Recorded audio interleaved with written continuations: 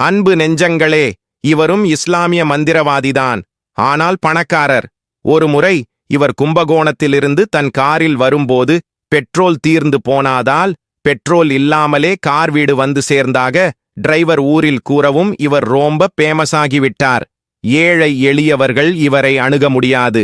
பணக்காரர்கள் IAS மற்றும் IBS அதிகாரிகளுக்கு பிரச்சனைகளை தீர்த்து வைத்து அவர்களுடைய சகாயத்தை பெற்றுக்கொண்டு தன்னை நாடி வருவோர்க்கு சில சலுகைகளை வாங்கிக் கொடுத்து அதன் மூலம் சம்பாதிப்பார்.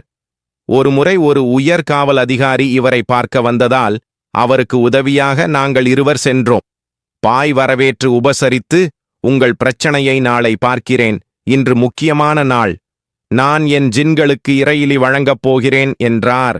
அதிகாரிக்கு ஆர்வம் அதிகமாகி நானும் அதை பார்க்கணும் என்றார். அவரால் தவிர்க்க முடியவில்லை. ஜின் ஆவிகளுக்கென்று ஒரு அறை ஒதுக்கியிருந்தார்.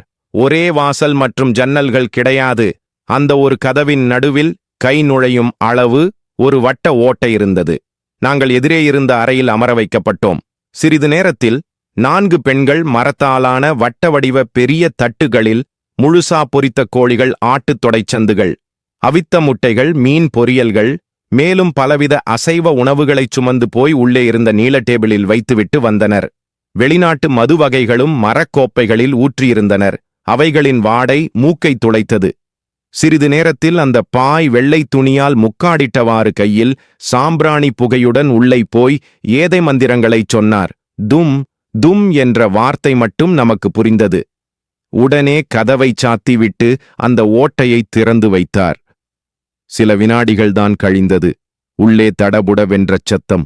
மரவைகள் சிதறி விழுந்தது. குப்பென ஒரு கெட்ட நாற்றம்.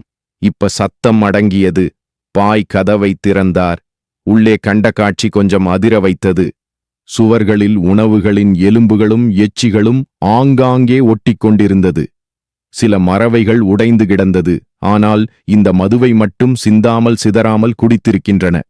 இந்த காட்சியைக் கண்டதும் நம் அதிகாரி கொஞ்சம் அரண்டுதான் போனார். அதன் பிறகு பாய் சொன்னது, இந்த தேவதைகள்தான் என் வறுமையை விரட்டிய கோமான்கள். ஒவ்வொரு வருடமும் வரும் ஆடி மாதம் வெள்ளிக்கிழமை வராத அமாவாசை என்று இவர்களுக்கு இந்த இறையிலியை கொடுப்பேன் என்றார்.